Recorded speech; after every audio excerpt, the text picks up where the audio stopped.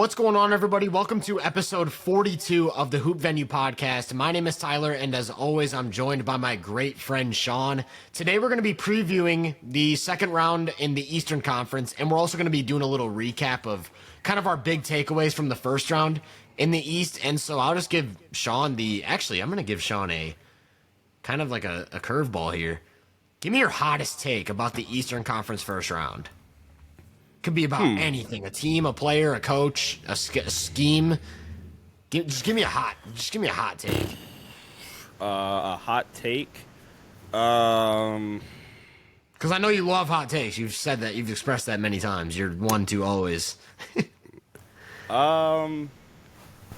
Okay, yeah, that was a curveball. I didn't. Was not preparing for that. Not at all. I had to get you warmed up a little bit. Yeah. Okay. I don't know all the way yet if I fully agree with this, but because there'll be a couple of the names I would say that can be thrown into this conversation. I think Jayson Tatum is the most underrated star in the league in terms of how we view him. Maybe not in terms of placement. Because I think in terms of placement, it's almost always in the right range. Yeah. Where the conversation starts at 4, and you'll basically see him anywhere between 4 through 9, maybe, depending on who you're talking to. I think everybody, for the most part, has him a solidified top 10 player. But I think now, okay, it's funny. The conversation last year, I feel, it was the reason why I did a whole video on him in the finals, I think, on Tatum was, man, he's not great because he's not this uber elite scorer. In terms of efficiency or just in terms being able to set himself up, especially last playoffs.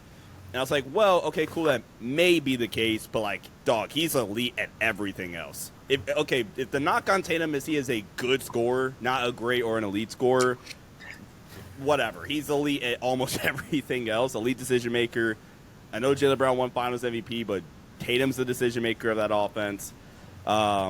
And while also being an elite defensive or elite rebounder in general and all the other stuff. So I think that now the conversation around Tatum this year has kind of been look, man, we can't keep giving Tatum props for being an elite team player and an elite high-level versatility and da-da-da-da. We're Tatum, specifically as we get to this Knicks matchup, but in the first round, he was just ridiculous offensively. Be able to get to his spots and knock down tough shots and get to the rim as a downhill creator. So I don't know. Maybe I just don't think Tatum, the player, gets enough credit for what he's good at. So I'll go Tatum's the most underrated superstar in the league. I like that take. That's a good one. I think Tatum just probably had the best scoring series of his career. Yeah. If I had to say, and I'm thinking about it I don't have the numbers in front of me for every series, but within the context of how this matchup played out, where we're getting low scoring games, we're getting just a lot of really smart defensive game planning on both sides, where Porzingis is a non-factor for most of the series. They're doing a really good job of just taking away the Celtics catch and shoot threes, switching a lot of stuff. And Tatum just takes it upon himself to be I'm going to consistently win against my matchup. And it was in a different way than what we've gotten accustomed to with Tatum, where you look at last year's Dallas series, and it's, okay, I'm going to win by getting around you, and I'm going to collapse the defense, and I'm going to kick it to a shooter. Whereas in this series, it was we are going to stay home. We're going to make you beat us one-on-one. And he's surgically getting to spots in the mid-range and knocking down little 10-foot jumpers. Yeah. He's playing from the mid-post, going to shoulder bump middies. He's hitting the pull-up three. He shot 36% from three in the series, and 8% of the threes were assisted on. So we're talking about he's just creating a crazy amount of volume threes and hitting them efficiently. In the series, he ended up averaging 31 points, 11 rebounds, and 5 assists on 61% true shooting. Just pretty easily to be the best series of his career. And also, it's in addition to everything you also talked about, the decision-making to consistently make the right reads when you do see an extra body or when you do collapse the defense. The defensive versatility that he unlocks within their lineups and within their scheme because of the fact that he can switch across the board. He can protect the rim. He can rebound like a big. He was the best rebounder in this series between both teams. And that is a consistent theme throughout the Celtics playoff history. Like, he is consistently the best rebounder in a lot of matchups. I think he was the best rebounder in the Dallas series last year in the finals, too. Like, that unlocks so much, because we just talked, and not to somehow loop this back to a discussion you hate, but the Lakers series. The Lakers series, we're not going to talk about the Lakers. We're not going to talk about the Lakers series, but you run into a situation where you go small, and Gobert grabs 9 offensive rebounds, 24 rebounds total in Game 5. The Wolves as a team shoot 7 of 47 from 3 and grab 18 offensive rebounds. Do you know how big of a deal it is for Tatum to be able to, because when you get Al Horford on the court, in a sense, you are going small, because now you're going to start switching. Now you're going 5 out. Yep. And Horford isn't the rebounder in those lineups. It's Tatum. Tatum's the guy who's expected to close possessions. And he consistently does that at a high level.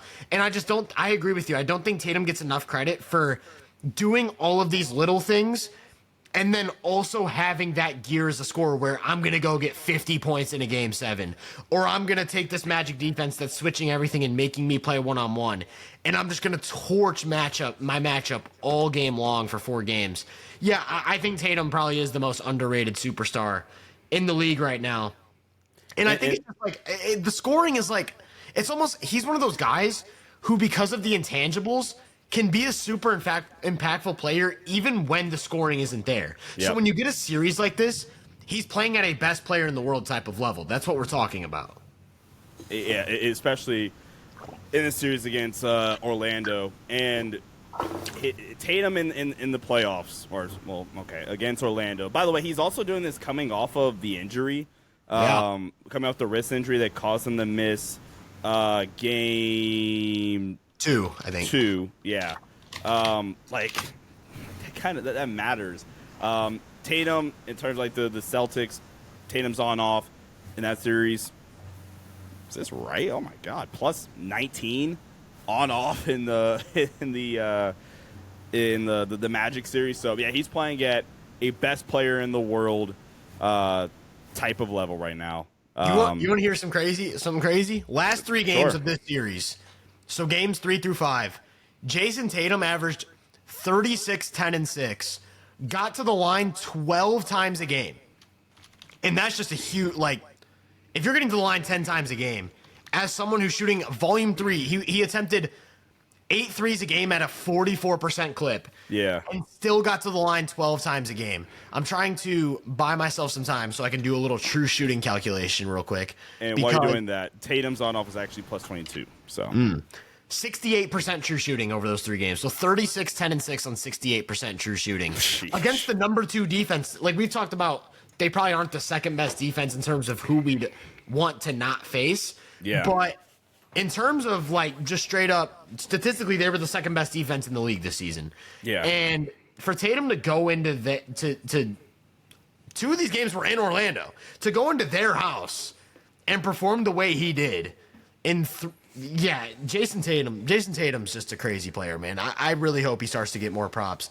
If they go back to back this year, that is, I think he will, and I think it would take these types of scoring performances to get out of a Cleveland or an OKC series. So it would do a lot for his reputation, I think. Yeah, I think so too. What would be your hot take? My hot take, I don't even know if I believe this, but if we're I'm going to keep this to the East, because there's a player out West that I'm kind of I don't want to group into this, but just in the East, and I guess this kind of brings us back to the Celtics conversation, not exactly. Ty Jerome's the best bench player in the East, pretty easily to me. And I guess the reason I say it brings us back to Boston is because Peyton Pritchard would probably be the other guy that he just won 6th Man of the Year. Ty Jerome in the first round legitimately performed, and I'm not saying, what I'm about to say is going to sound crazy. Based on the minutes he played and the production he had in those minutes, he produced at the rate of an MVP. And no, we're just not talking enough about it. You know what Ty Jerome averaged per 75 possessions in that series? 28 points, 8 assists, 0.7 turnovers, 68% true shooting. You said 0.7 turnovers? He turned the ball over twice in the whole series.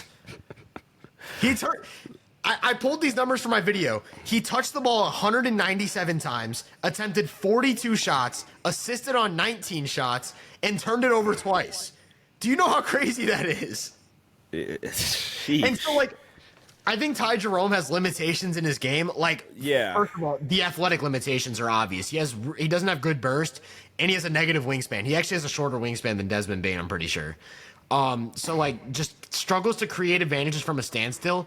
But if you get this guy even the slightest advantage off a screen, it's just automatic offense. This season, he's shooting 43% on pull-up threes and 57% on floaters. So good luck playing drop coverage because that's just two hyper-efficient shots that he can get to on demand. He's also a really good He's not a super advanced passer, but he's an I'm going to make the right decision passer who doesn't turn the ball over, which just goes a long way for a secondary creator. And then you get Darius Garland misses game 3. So when Mitchell checks out, Jerome comes in to be the lone creator because usually he's like a secondary guy while Mitchell and Garland stagger. And in that first quarter of that game, he gets 5 assists in 6 minutes and then finishes the game with 11 assists, 0 turnovers. So it's like game 1, you get 28 points. You get a 16-point fourth quarter. Then you get this 11 assist, 0 turnover game when Garland misses a game. And then you get a Cavs team that has the highest offensive rating ever in a 4-game playoff stretch. And it's like, I think, that's Ty Jerome's Ty Jerome's amazing, dude. Ty Jerome's so good. So that'll be a pretty good series, I think. I think it'll be fine. What would? Pacers, Cavs. I think that'd be a fun series. Kinda. I don't know. We'll talk Pacers. Yeah, we'll talk because another guy in that discussion is TJ McConnell. I think in terms of like bench creators, because he kind of was the guy that stole the show in the playoffs last year with the way he performed off the bench. And I actually think that the Ty Jerome point, I guess, loops into a bigger point about the Cavs. And I think you might have sent me the tweet where it was like 7 or 8 guys averaged 10 points a game on 60% true shooting in the first round. And I kind of have the take that these Cavs let's talk about their rotation, right? Starting lineup is Garland, Mitchell, Strus, Mobley, Allen. Yep. Off the bench, you've got Jerome, Hunter, Wade, Merrill. That's their 9-man. That's their 9-man rotation. Is that the deepest offensive roster ever? It's one of them for sure, if not the, yeah. Right. The worst offensive player in that rotation is Dean Wade, and the second worst is Jared Allen. And Jared Allen's a really good offensive player. And in that series, I pulled it up. Darius Garland, 24 on 67% true shooting. Donovan Mitchell, basically 24 on 62% true shooting. Evan Mobley, 16 on 71% true shooting. Ty Jerome, 16 on 68% true shooting. Jared Allen, 14 on 85% true shooting. We'll round up. DeAndre Hunter, 13 on 67% true shooting. And Max Strus, 11 on 67% true shooting. So this is kind of my point on the Cavs Pacers series, because through the first round, these are the 2 most efficient offenses in the playoffs. They were the number 1 and 2 offense in the first round. Pacers were the number 1 playoff offense last season also. So you could make the argument that these are the 2 best offenses in the NBA right now. I'd probably say Boston above Indiana, but these are 2 of the best offensive teams in the NBA right now. And so it's gonna be a gun show. I don't know if that's the right term, but like these teams are gonna be gunning. Ja. Okay. These teams are going to be gunning. Actually, Denver. Denver's another team that's like ridiculously good offense, but these teams are going to be gunning. Mm-hmm. And my takeaway is the only way to really beat the Cavs is to limit their depth. And I look at the way they play. I look at the players Indiana especially comes with off the bench. And I don't know if this is a series where the Pacers have the facilities to say, hey, we're going to not give DeAndre Hunter 13 on 67%, or we're not going to give Ty Jerome 16 on 68%. Because the way I look at it is those are 2 guys where the only way you can really limit what they want to do is switch everything and not give them mismatches. But I'm looking at Indiana and I'm like, okay, DeAndre Hunter sees Halliburton, McConnell, and Mathurin, automatic mid-post mismatches. Yep. Ty Jerome sees anyone who's a little bit slower than him, automatic mismatch. Garland and Mitchell, same thing. Anyone who's above like 6'8", anyone who isn't Andrew Nembhard or Aaron Nesmith is a mismatch for those 2 guys. And then it's like, okay, we're gonna switch everything. what the heck do you do with Mobley then? Yeah. I just think the Cavs are. That's why, like, and this is like why I think Boston can defend Cleveland, and OKC can defend Cleveland. You have to be able to switch everything without giving up mismatches, and I just don't think Indiana has the ability to do that in this series. Yeah, I think. I think the ultimate, kind of like you said, or going back to even our first round previews or whatever, we were saying how if you have the automatic advantage and kind of forcing the other team to adjust pretty early, you're more than likely to win. And maybe I'm like, mixing up kind of how we officially worded that. It sounded way better when we did the first round previews. But to that point, like Indiana off rip run into immediate problems of how they want to defend Cleveland. Whereas I think Cleveland has some ways they can guard Indiana. And it's as simple as switching. Yeah. I think. Because look at what Milwaukee tried to do. They went to that smaller lineup with Giannis and Portis and then 3 guards. Yeah. And they were like, we're going to switch everything. And Indiana still got their offense, but it was a lot different. It was having to win in isolation, and Milwaukee couldn't execute because of the amount of weak defensive guards they have, and just like weak defender, like Bobby Portis. In general, yeah. Right, like compare Bobby Portis to Jared Allen. Let's just say Giannis and Mobley neutralize each other. Compare Bobby Portis to Jared Allen. Yeah. Say they get Dean Wade on the court. Compare him to AJ Green. Yeah. It's so, like, are you still? So you're still rocking with Jarrett heavy in this series then? I am. So that is actually one. I think Jared Allen's pretty switchable. I think that you can get he's not Brook Lopez. He's not like Mobley. He's not this switch big, but he's definitely the type of guy where I'm switching him out comfortably. Like we saw it throughout this entire season. They switched him against Boston. They had him switching on to Shea in the OKC game. And like, sure, he's going to get beat sometimes, but he's mobile enough. And then you also got to keep in mind, Mobley's still going to be behind the play in some capacity if Allen's on the ball. And then you can do a lot of peel switching, and which they do of that nature. Yeah, they love doing that. They love doing peel switching. Like I think Mitchell's been pretty good on the ball this year, like sneaky kind of good. Yeah, fighting over screens and things of that nature. I think Hallie's like an elite enough playmaker to like give Cleveland's peel switching some problems. I think their offensive system in general is good enough. Now, this is like why being able to, consistently keep Mobley and Allen on the floor together in this series would be big. Because then, okay, cool, Hallie counters it or whatever, and we get like corner skip passes off of like the defense rotating, which leads to baseline or just close out drives in general. But then you're just driving right into, okay, cool, Evan Mobley's the low man. Right.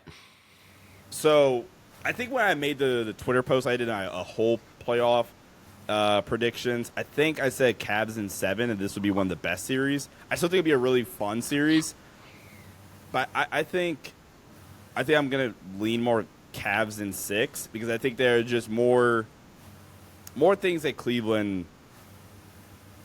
can counter and put Indiana into like a tough situation where like Indiana I don't think realistically could get a third or even challenge to win this series, but they're good enough. It'll be a good. They have enough firepower to make it ultra competitive and steal a game, potentially Cleveland, and get one in Indiana, and then Cleveland wins the last 2, something along those lines. One thing that especially worries me if I'm Indiana is that the Cavs are always really creative with their closing lineup. Like, there's never even a set. The only set 2 in their closing lineup is Garland and Mitchell. Usually Mobley too, but we've seen them like not necessarily closing, but in that last Boston game, the lineup that won them the game in the fourth quarter was Dean Wade at the 5. It was like Garland, Mitchell, Strus, Merrill, Wade or something. Or it was Hunter. It was Garland, Mitchell, Strus, Hunter, Wade. And it was just 5 40% shooters with all that space. And so this is what scares me if I'm Indiana. Because let's assume, I feel like Indiana usually closes games with the exact same lineup. It's Halliburton, Nembhard, Nesmith, Siakam, Turner. Yep. Let's say that lineup's on the court.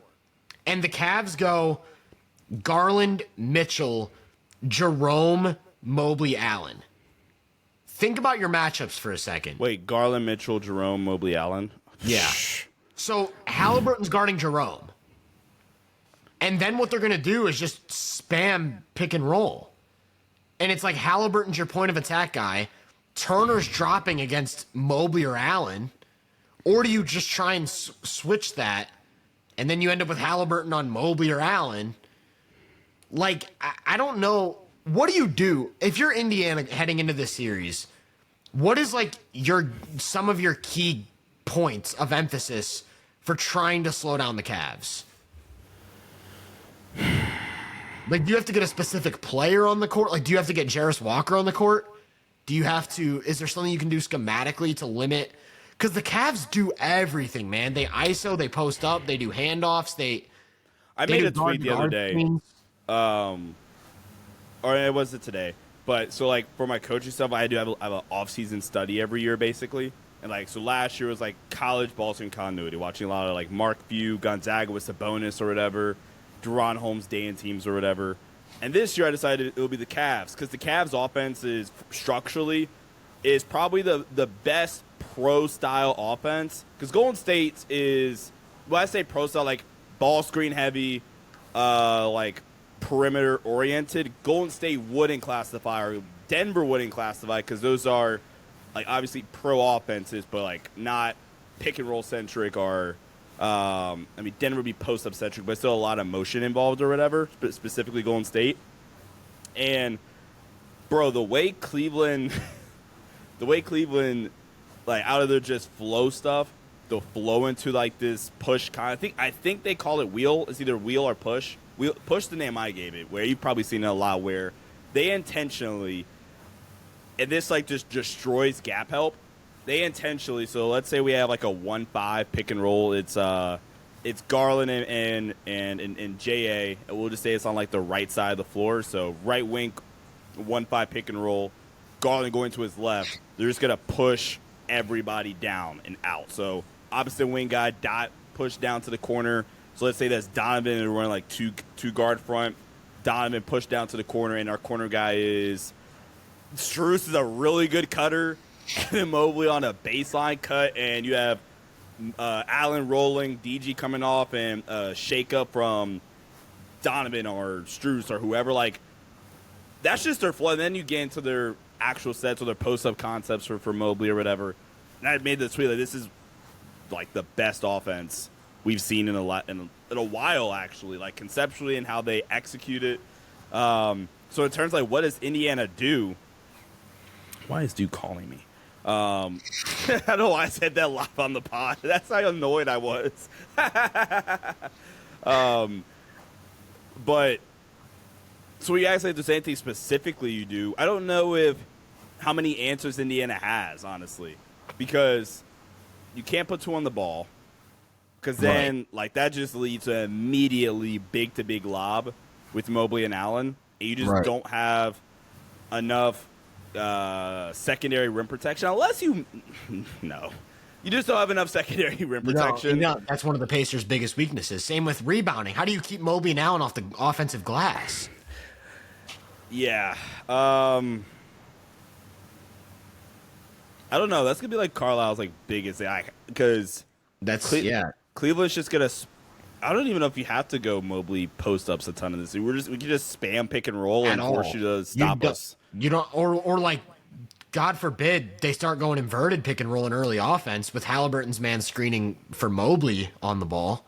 Yeah, it's like, what do you do against that? What do you have Halliburton head? Because another thing, if Halliburton's on Jerome, say they go to that lineup with Jerome, they're just gonna have Jerome screen every possession. That's what they do, and it's like.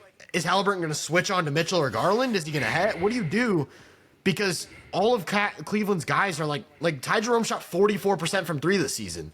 If you hedge and recover, he's going to either get a three or get an advantage to attack off the catch. Oh, yeah, by the way, he turned the ball over twice in the first round, so good luck eliminating the advantage. He's lobbing it to one of the two biggest lob threats in the NBA, or he's kicking it out to another 40% shooter. The Cavs are stacked, dude. Their offense is crazy. I know it's the only way to guard them is to switch and not have a mismatch. I'm telling you. So I guess this speaks to a larger point that the Cavs are kind of just impossible to guard unless you have like the perfect personnel. Like I look at the way the Cavs play offensively, the amount of talent they have, the amount of shooting and ball handling they have, and it's like the amount of wrinkles they have within their half court offense. And it's just conceptually, there's nothing you can poke at and be like, oh, let's take advantage of that. It's either you have the personnel or you don't. And the Pacers just simply do not. And I want to give credit to the Pacers because they held up pretty well, actually better defensively against Milwaukee than I thought they would. And all season they've been pretty good defensively. But this is not a series where I think you're getting a lot of stops. So you're going to have to try and outgun them. And I also don't think the Cavs are going to have an easy time stopping the Pacers. The Pacers are a surgical offense. Halliburton's amazing. Siakam's amazing, especially if the Cavs start switching, then Siakam becomes really, really important. Yep. Same with Nembhard. But like you said, I do think there are things you can do if you're Cleveland to at least somewhat affect that offense in a way that can't be replicated on the other end. And I guess this is kind of my final point. I hate doing like the let's check the boxes across the board between teams, but in this series, I'm looking at like every major category and I'm just coming away thinking like maybe we're overthinking this. And I want to preface this by saying when I did my contenders list, I had the Cavs third and I had the Pacers fifth. So I'm pretty high on both these teams and I don't think there's like some insurmountable gap here, but let's just run down like, okay, let's start with what the Pacers do extremely well. Mm-hmm. They're a really good passing team. The Cavs are a better passing team. They are really good in transition and at playing with pace. The Cavs this season were a better transition team and played with more pace. They have a lot of shooting. The Cavs have more shooting. They have an all-star level offensive guard. The Cavs have two of them. They don't even have good rim protection. The Cavs have two of the best rim protectors in the league. They don't have good rebounding. The Cavs have two of the best rebounders in the league. They have really good depth. The Cavs maybe have better depth. It's like you go down the line and it's like the Pacers, everything that makes the Pacers who they are and why they beat the Bucks in 5 games. Why I would have taken them over the Knicks in a series. Why I would have taken them over the Pistons in a series. Why I'd take them over a lot of the Western Conference teams. It's just the Cavs are an upgraded version of it. Basically is what I'm getting at. And so I initially leaned Cavs in 6, and now I'm thinking Cavs in 5.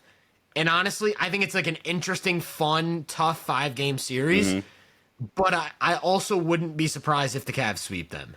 Is kind of where I'm at. Like, I don't expect it to happen. Yeah. But if it's like one of those Nuggets Lakers Western Conference Finals where the games are close, oh my god, you can't think of any other series. I just can't. I mean, was that not the closest sweep ever? I mean, yeah, we kind of ran with that all off season. Right, like they figured something out putting Rui on Jokic, and then it was the closest sweep ever. But I think I wouldn't be surprised if that's what happens. Is basically what I'm getting at. I think I would argue that Indiana gives Boston a harder time because of just matchups. Like this is just an egregiously bad matchup for Indiana. I'm just giving the benefit of the doubt and saying that they still like muster up a game or two. That's fair. Like I also wouldn't be surprised if this goes 7. The only thing that would surprise me is if the Pacers win this series. That would really surprise me. Halliburton agenda. The Cavs are just so. I just feel like we're all overthinking the Cavs like we did with the Celtics last year. Like every indicator they started 16-0, man, or whatever it was. Every indicator tells us that this is one of the best teams ever, and then they have the most lopsided first round series ever. And I still feel like we're like looking at this Cavs team and thinking, I don't know, I need to see more. Like they've proven everything they can possibly prove at this point. And I'm about as high on the Pacers as you can possibly get. And I just don't think they have a real chance in this series. Because the Cavs are an upgraded version of them. If there was like a matchup they could poke at, like I think Indiana would have a better chance of beating OKC or Boston than they do Cleveland. Yeah, that's kind of what I was getting at. Yeah. And I guess that actually kind of is the same point I would make in Boston, New York. Like New York's roster is basically just worse Boston. It's like, yeah. Give me your takeaways on Celtics Knicks. they can't guard Tatum. That's agenda one heading into Knicks. Knicks Celtics. Good God. Tatum in the regular season against New York. We're gonna round up for all these 34, 7, and 7 on 69% true shooting. Only 2 turnovers a game. Like we've already kind of discussed, he's been this ridiculous isolation or just honestly just half-court creator in the playoffs so far in general. And the Celtics just did whatever they want against New York offensively. Like, even if you go back to the closer game of the 4, which is the last game these two teams played, which was April 9th, and both teams fully healthy. Like, Cat had his best game of the series. He had 34 pretty efficiently. Tatum at 32. But, like, we go, like play type data or whatever from this game. Like, Boston is just efficiently getting whatever they want. They score 1.1 points per possession out of ball screens. They scored 1 point, including pass outs, 1.2 points per possession on isolation attempts. Like, they're just going to be able to, like, hunt for their matchups in this series and get whatever they want. Like, Tatum, they're going to get some Tatum with Brunson, Tatum with Cat in space. Jaylen Brown, who's, hopefully. This is a Brown series for sure. Yeah. Like, I wouldn't be surprised. And maybe I'm being like a little overzealous and just harsh on the Knicks. But like you said, I'm more. It's funny that you were a little more. You might even agree with me on this one for Boston Knicks. You were like not overconfident, but you were like really strong about like, look, like Cleveland might like win this in 5 or 4. Boston might sweep the Knicks, and it not be all that great. I want to give Brunson all the credit in the world, and I do think Brunson is good enough to steal one, but like this is just a really, really, really bad matchup, and I just don't think there's much tactically that Boston could do, because then like obviously the first thing you think of is, do you go double big, at least have some semblance of rim protection, but then like, all right, Kristaps, go to the slot, right? Pick and pop. Yeah, this is just a bad matchup. Like you said, the Knicks are basically a downgraded version conceptually, just a really, really, really worse version of the Celtics, and for that reason, it's like Boston in 4 or 5.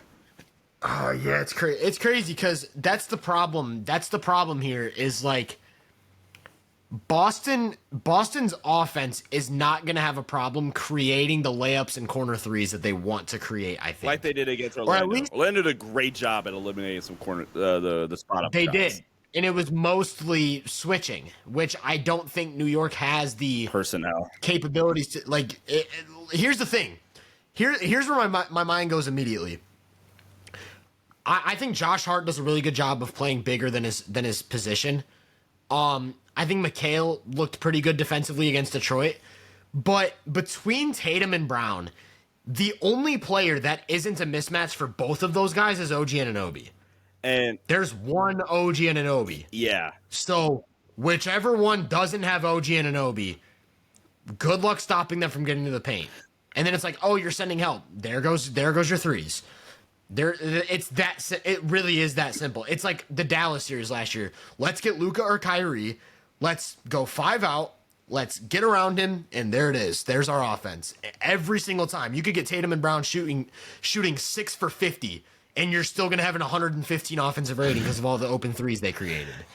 And it's just, yeah. And really quickly, so I've had this take.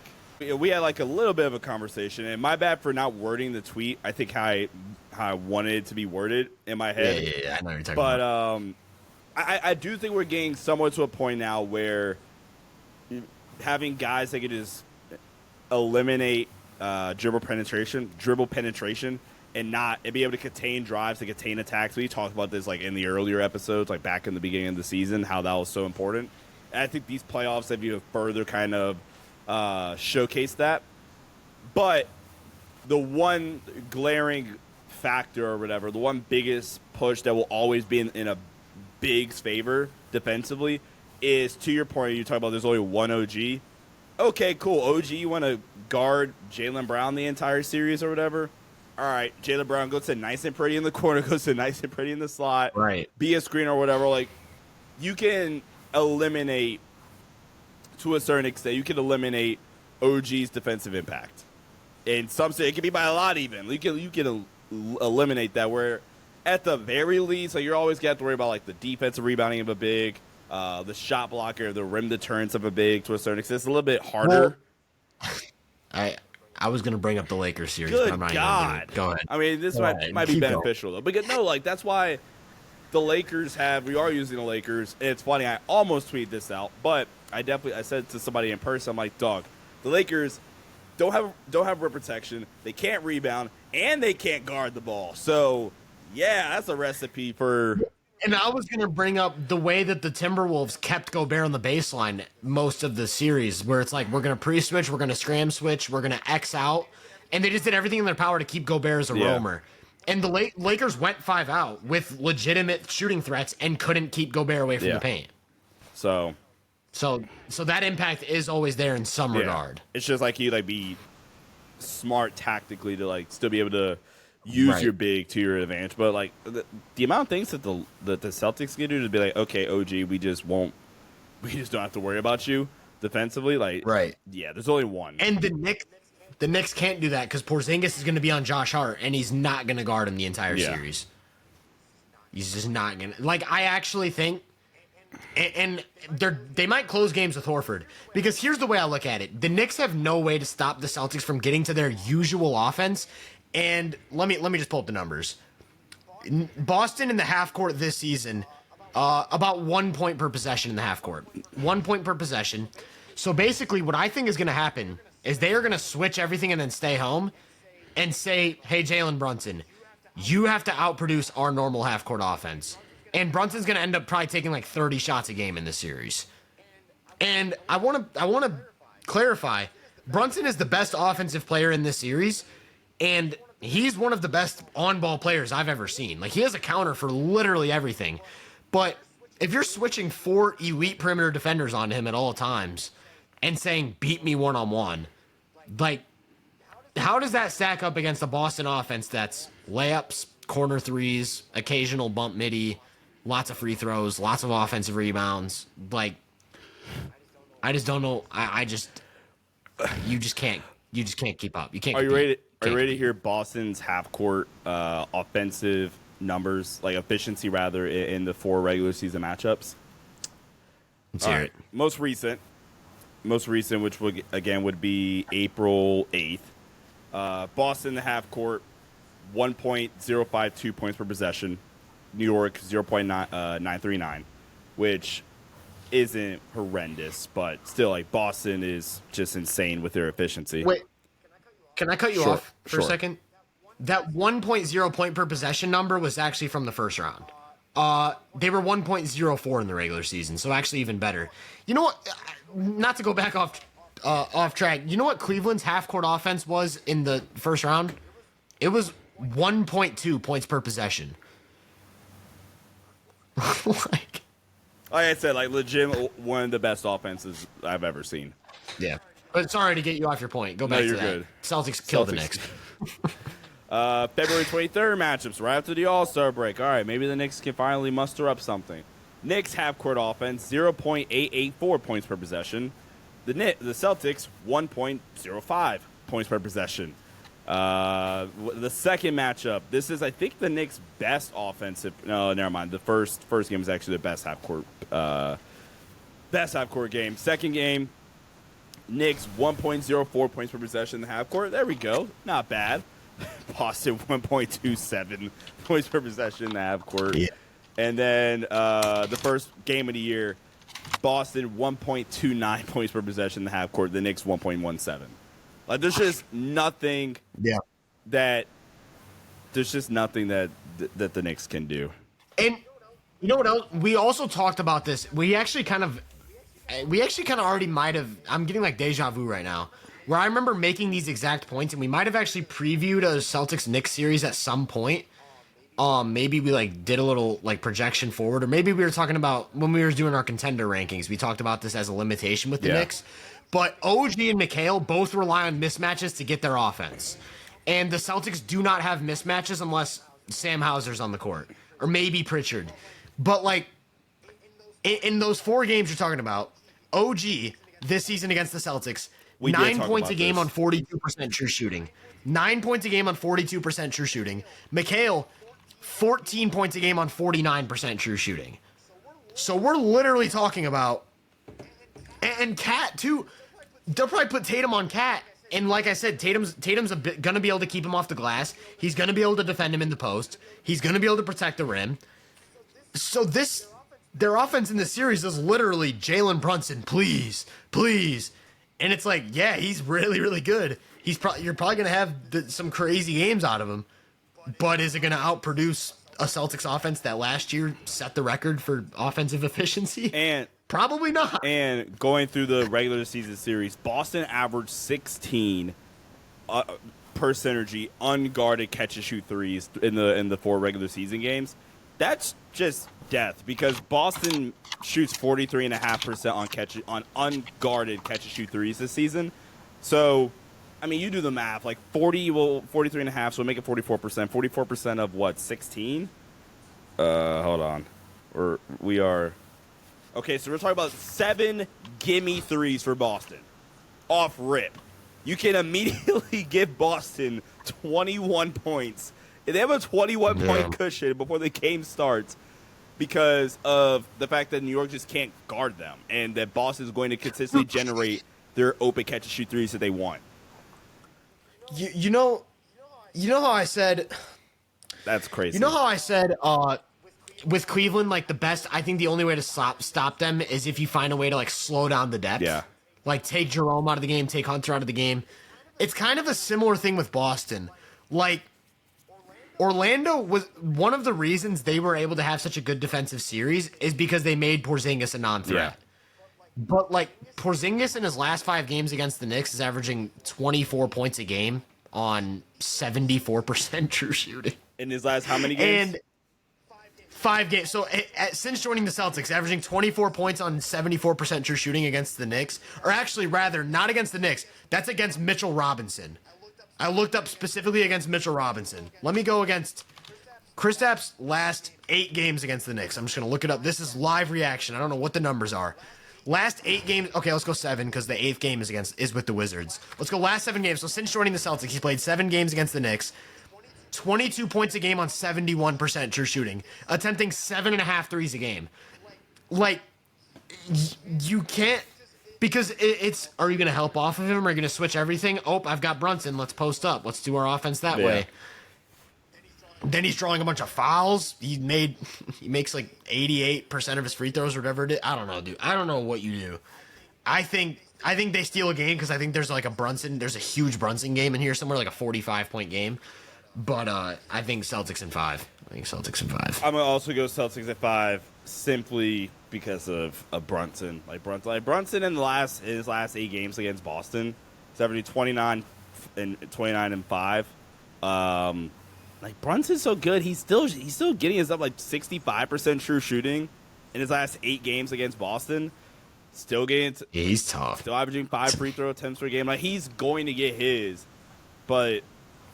Like, especially this season, like 22, 36, 22, 27, and 10 in the most recent games. Like, had a 39 and 34 ball last season. Like, Brunson's going to get his, but it's literally going to be all series on, like, Brunson, please. And if Brunson somehow gets more than 1, then honestly, like, we have a conversation about Brunson, to be honest. We need to be having conversations about Brunson right now. Go ahead.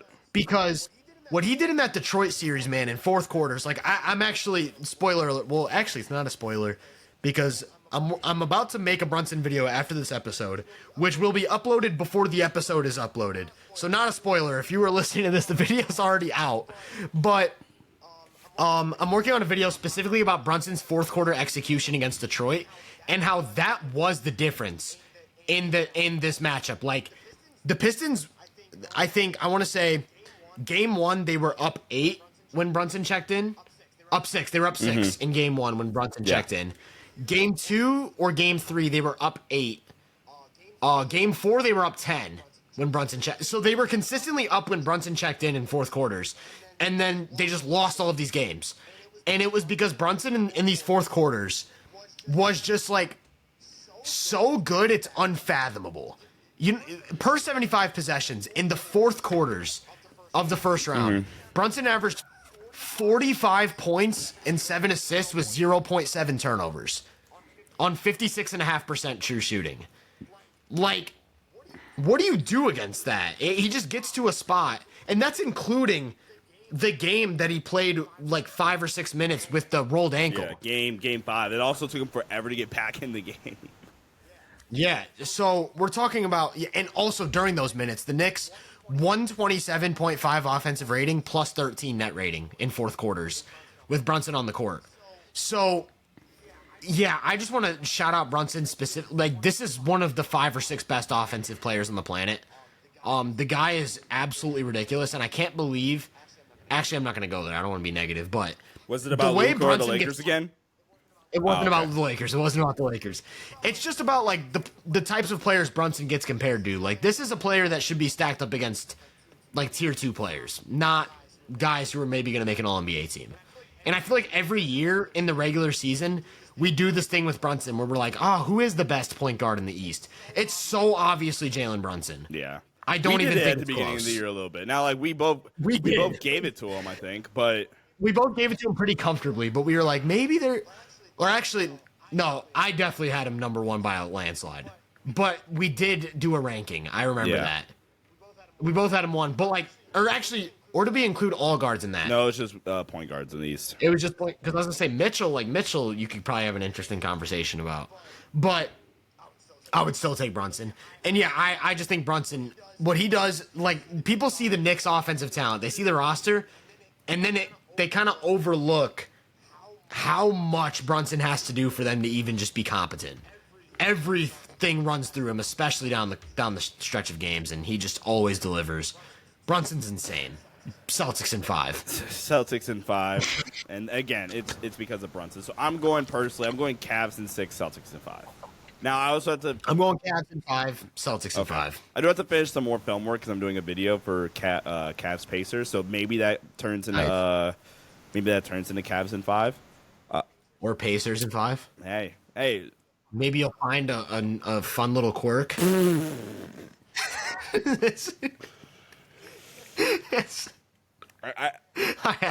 I wish I found that quirk against the Timberwolves. Maybe would have helped the Lakers out. Yeah. Any other like takeaways from the first round in general in the East? Let me think. I don't want to do a Cade conversation, but there probably is something like we should probably talk about Cade specifically, like him losing confidence in the pull-up 3, the Knicks deliberately giving him the pull-up 3 in that last game, and then also his like inefficiencies as a 2-point scorer and with the turnovers and stuff. There's still a lot of room for growth with Cade. That's a discussion we should have at some point. We never had the Giannis and Bucks discussion. I guess we'll save that for the offseason because we don't know what's going to happen with that. And we already kind of had the Magic discussion, so I think I'm kind of in a good spot right now. Or actually, one last point that I kind of didn't, or maybe, I don't know if we talked about this enough. The Pacers did a really good job of countering everything the Bucks tried to do in the first round. And they had a really good offensive series. So shout out to the Pacers. Shout out to Aaron Nesmith too. Which is again why the Pacers are this insane offensive juggernaut, but they're like running into the biggest offensive juggernaut. The Pistons, again, I did not like. That is going to be like one of the biggest victory laps I can have throughout the season because again, I did a power ranking series, and now I did it at the beginning. Each team was like a poll. Okay, number 20, who's 27, who's 26, or whatever. And the further it went, I was like, "Shot, the Pistons are terrible. This won 4 games last year or whatever. Like you're drunk for even believing." And I said it. I still like undershot it, obviously, but still won the higher ones on them. I said like they were like a play-in team. Like if everything broke right for them, they were a play-in team, and it just best case scenario. Cade took or kind of continued on last season's success for the most part, and now Asar gets a real off season. Can we talk about the arrival of Asar Thompson in those last 2 games of that series? The best defense I've ever seen played on Brunson. Legitimate utility on offense and transition and on the baseline and on the offensive glass. Also, Jalen Duren. What a series, man. And what a series. Then you're gonna get Jaden Ivey back, who is also like in the middle of taking a legitimate leap in the middle of this season. Future's bright for Detroit. I'm really, really excited to watch them. And then like it's Cade fine tuning some of the stuff that like the decision making with the ball in his hands, the looseness at time, like the worst occasions with the ball, just the ball security in general. And then like you said, like he just has to get the confidence back in the pull up three. And I think the main thing with Cade is the footwork around the rim. Yeah. Like he needs to be utilizing step throughs and euros and stuff like that, as opposed to those like rushed 2-foot floaters. Like there were two where they could have sealed the game in Game 6, and he just kind of rushed it and it went off glass strong. Like tuning up some of the finishing. Like there's a lot of room for Cade to just become a really scheme-proof offensive player. So I'm excited to see where he goes from here. 5 3-point attempts a game, shot 17.9% from three, 18%. Last 3 games of the series, Cade Cunningham shot 1 for 15 from three in games 4 through 6. Yeah, and in Game 6, their defensive game plan against ball screens was a hedge and an under.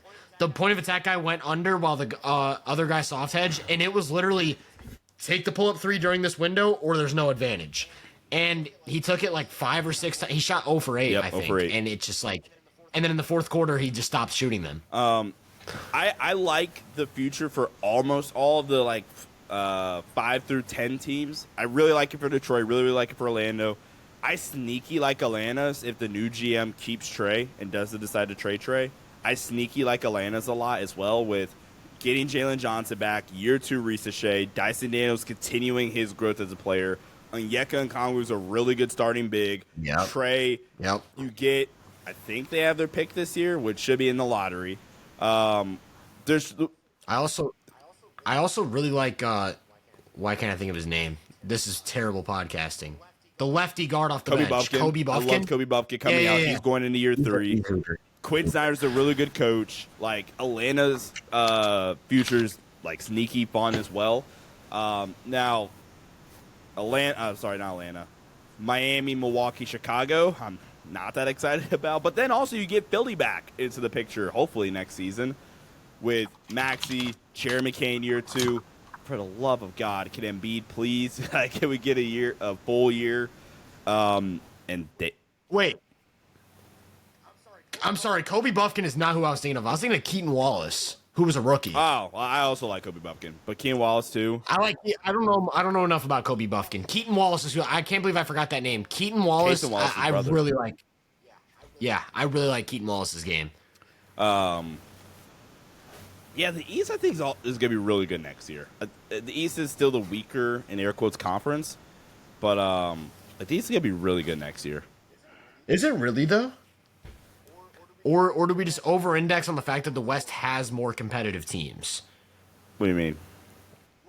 Like the East, their low end is really low compared to the West. Like the West only has 2 tanking teams right now. Utah. Or actually, 1, Utah. Yeah. Whereas the East has Charlotte, Washington, who else?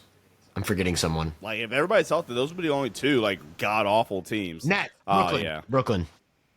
Raptors, too, Toronto. I don't like Toronto. Yeah, but, like, that. My point is, that's why I think people look at the West and talk about how competitive it is, whereas the East, middle of the pack, I feel like stacks up pretty well. With the West, middle of the pack? With the West. Especially when, like, Philly's healthy. Yeah. Because then you're looking at, like, Detroit as a 7 seed. Yeah. NBA I do think never been in a better place. The West is way stronger, like, from, like, 8 through 15. Yeah. But if you just go 1 through 7, I think East might have an advantage, actually. Or at least stacks up. Because then, we'll say OKC and whichever team you want to pick from the West from the East, stacks. So the Boston, Cleveland, okay, cool. They cancel each other out, maybe slight advantage to OKC, cool. Then what, 2 out West is, Houston? Okay, then, like, the other team out East, like, you give them the clear advantage.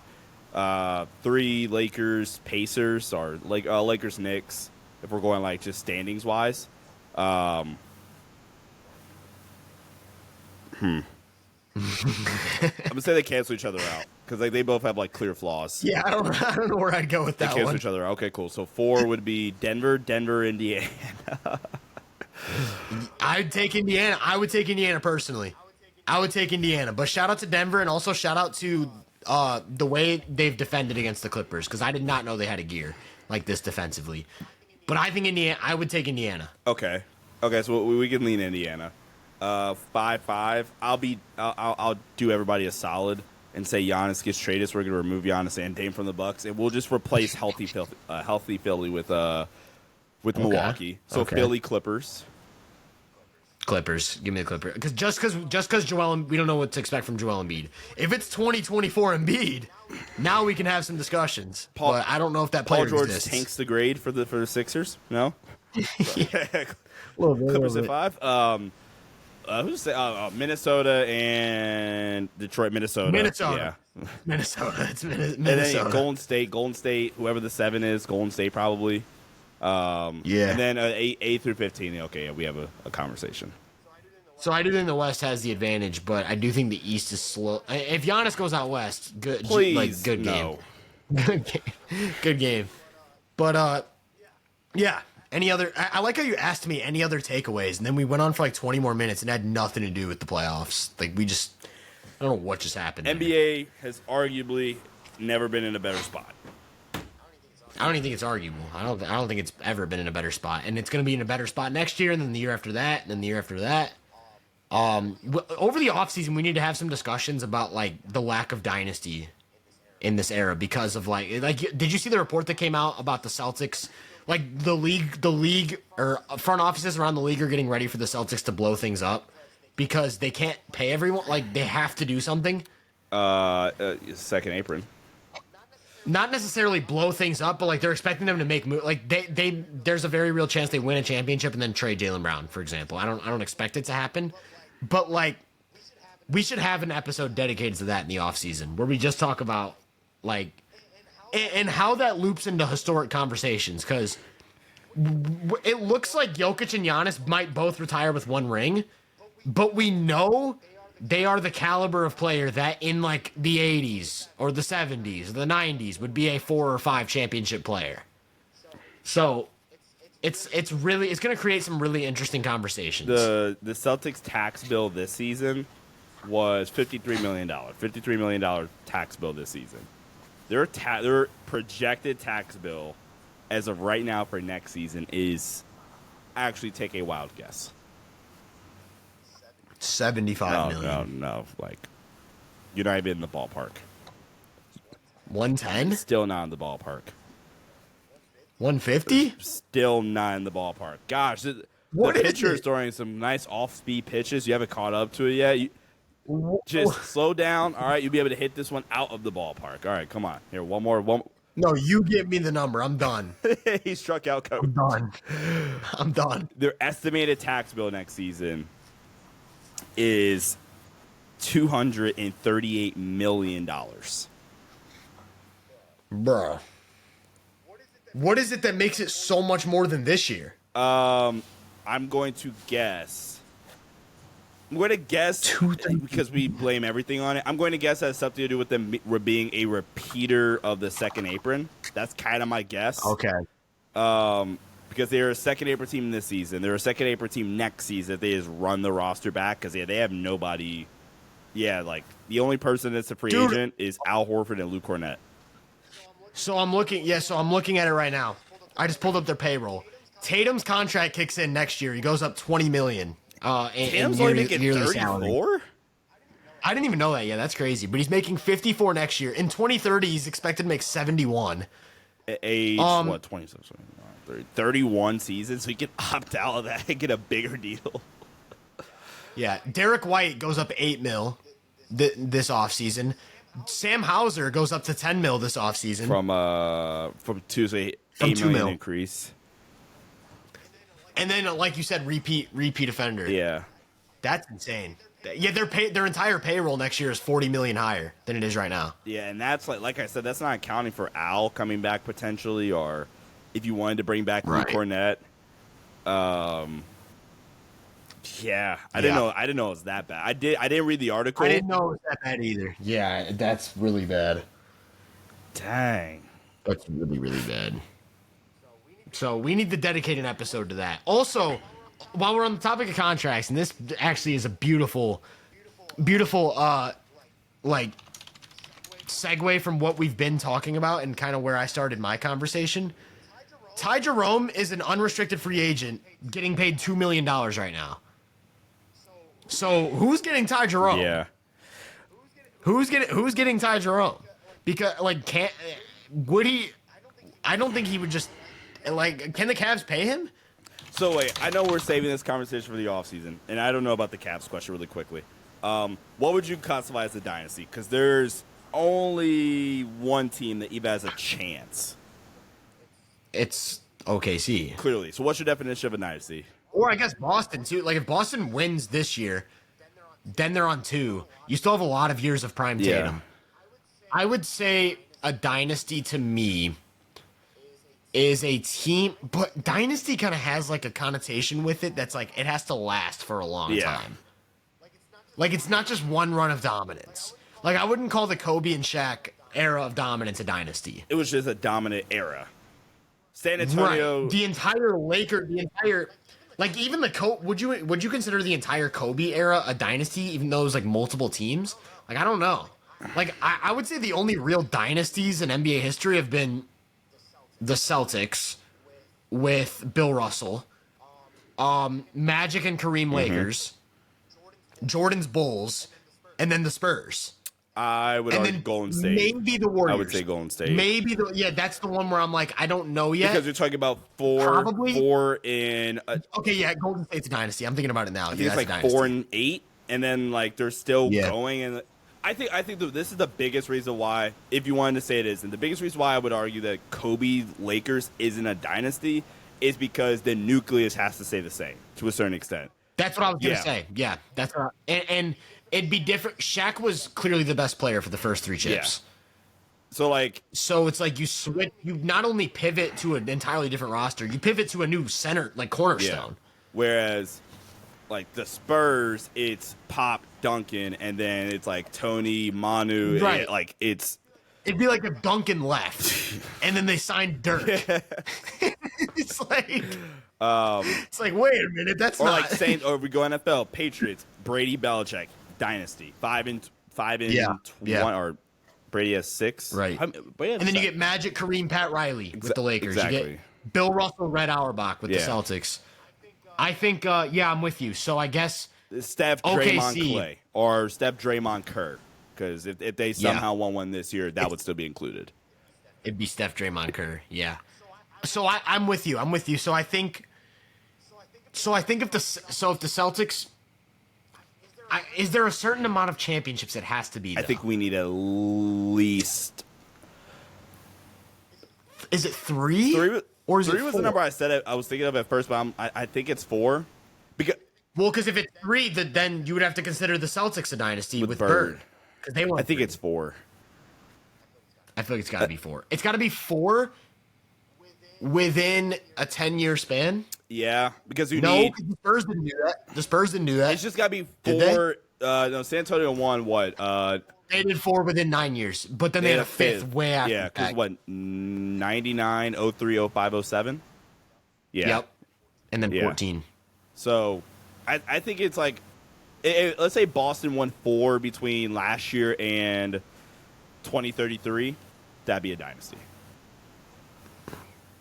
If it's like Tatum, Mazzulla, honestly, like Tatum, Mazzulla, like. Or it's like Tatum Brown. Yeah, if they somehow manage to keep. Or Tatum Derek White. Give me Tatum Derek White. God, that's nasty. But Horford will still be on the team in 10 years. But the reason I said that is because I think OKC has the flexibility where OKC and I forgot people fake hate Shea, so plug your ears for 30 seconds. OKC has the capability to like pull off 2 in the next 3 before like Shea's extension kicks in.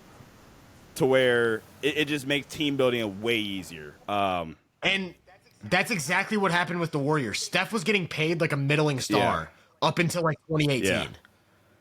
Like, hold up. So, let me like Shea, 35, 30. Now, he is going to get his extension this summer, but the extension would have kicked in till 27, 28. And so Chet, extension eligible. Go ahead. What, Steph? Bro, guess what Steph's annual salary was during his unanimous MVP season? It's like $16 million. It's very, very cheap. 11. Yeah. $11 million. Like, and then he was an unrestricted free agent in 2017. And that's when he started getting paid like a megastar. Yeah. That is insane. And that's how it starts. That's how the dynasty starts. I think with OKC, the one thing that OKC runs into eventually is I think not this summer, but next summer, like AC's probably gone for like, again, cap reasons. But also the good news is Jalen Williams will be on his second contract, not his third, which is what Jaylen Brown ran into. Chet will be on his second, not his third.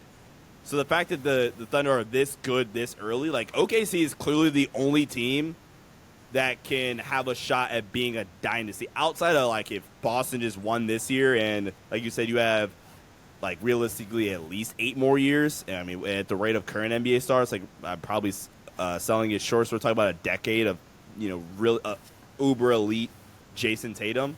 Outside of Boston, like OKC is clearly the team that's most primed because Shea's the only one that's gonna be on a mega contract. Like you're gonna get Chet and Jada up on like $35-ish million. Like what? This is MLB's second contract, right? I believe so. Like so. you're looking at you're looking at something similar to that, where the only way it gets super unfortunate for OKC, which I guess is possible, is if Chet just walks into a depoy. But or makes an All-NBA. Oh, it's both? I think. Okay. I think it might. I feel like there usually is the All-NBA kicker. Oh yeah, that's right. We just don't know about the All-NBA side for Evan Mobley because they haven't released it yet. But they automatically added it because he won depoy. Okay, that makes sense. Yeah. Same with Jada. If Jada makes an All-NBA. Yeah. So, actually, we need to save this for an off-season episode because I don't know how we ended up on this, but I got one more thing I want to ask you. Shea, do you think the best way to start a dynasty in the modern era is to have an unprecedented leap on a player that's already locked into a contract? Like, that's what happened with Steph. He signed his contract in 2013 when he was, like, still dealing with ankle problems, and it wasn't surefire that he was going to be a superstar. And then he just rattles off these healthy years as, like, a top 2 player in the world. And now that's what Shea's doing. Like, Shea signed that contract when it wasn't a surefire thing. Like, you're almost setting yourself up for failure when you get, like, the number 1 pick. Because then that player has those expectations. Like, Paolo Banchero's going to be getting paid way more than Shea is at this age. Yeah. I was either that or, and actually, you kind of set me up, though. You have this guy, Wemby kind of falls into this category, like this unprecedented talent that it's like the first contract rookie quarterback thing. It's kind of like that, where it's in the NBA. Can we build out? We have 2 contracts to build out a championship team, because by the time we hit that third contract, like Tatum's third contract, for example, it just makes keeping the nucleus of that team. If Wemby performs how he's been performing and continues on this track, that third contract for San Antonio is going to be egregiously tough to build around. And let's say we have second star here already that's also holding their own rate, doing their job. It's just going to make it hard to build out 3 through 11 consistently, like keeping the nucleus of a team together. So there's going to be a lot of like changing of pieces. Where if I go back to the OKC point, if I use San Antonio, even you have to really, really maximize the first 2 contracts, the rookie contract and that second one, because you're going to get paid a lot of money. But if we're using Shea, for example, Shea's second contract, like 2027, where, okay, he'll be 28 in the thick of his prime. He'll be making only 24% of the team's cap space. Like, you have to capitalize. Or even if we did use Evan Mobley, for example, or even like Garland hasn't gotten paid yet on his third one, has he? No, Garland's still on his second contract, I think. So Garland, 2028, just using him as an example. Last year of the deal, he'll be making, again, 24% of his team's cap space. Yeah, and what if he makes an All-NBA team? I wonder if that would impact something. No, because it's not the first year of the deal. So that would impact the third contract, which that's why I think to answer the question, the key to a dynasty is either that, where we kind of luck into it, but I think it's you can't like organizationally be like, all right, guys, let's hope we luck into something, right? I think you have to find your guy early. So you find your Cooper Flag or whatever, or AJ DeBonsa or Darren Peterson for like 26. Find our guy, have a all right enough of a situation early to where he's not coming in and we are wasting a year. Kind of like San Antonio did, where San Antonio's situation was just desperately bad. And like they kind of wasted a year. I mean, it was a Wemby development year, but so good for him. But for us internally, like we can't capitalize off of this, if that makes sense. Yeah. That's a super fun discussion. We need to do that's what I'm saying. We need to do an episode just focused on that in the off season. Yeah. That was a crazy just curveball segment for whoever's listening. Like I don't. Quick reminder. This episode is previewing the second round of the Eastern Conference playoffs. So I don't know if that's good podcasting or awful podcasting. I'm new to this space, so you let us know in the comments if that was like elite rambling or if like get to the point. And the episode. and the episode. But quick reminder, I had Cavs in 5, Celtics in 5. He had Cavs in 6, Celtics in 5. So, naturally, the Pacers and the Knicks are going to be advancing, and we're going to be told about how we have no idea what we're talking about. No, in all seriousness, if you enjoyed this episode, make sure to drop a like, subscribe, all that good stuff if you're watching on YouTube.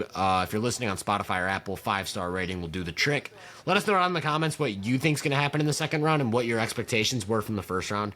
Pretty soon here, once the matchups are finalized, we'll do a Western Conference second round preview as well, so still waiting on that. Make sure to check us out on social media. My stuff is all under Tyler Britton or Hoop Venue. My basketball content is all under Hoop Venue on Twitter, Instagram, YouTube, all that good stuff. Sean's on Twitter at Sean_DAVI.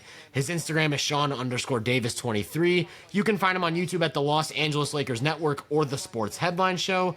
Once again, we really appreciate you guys listening, and we will catch you guys next time with the Western Conference second round previews.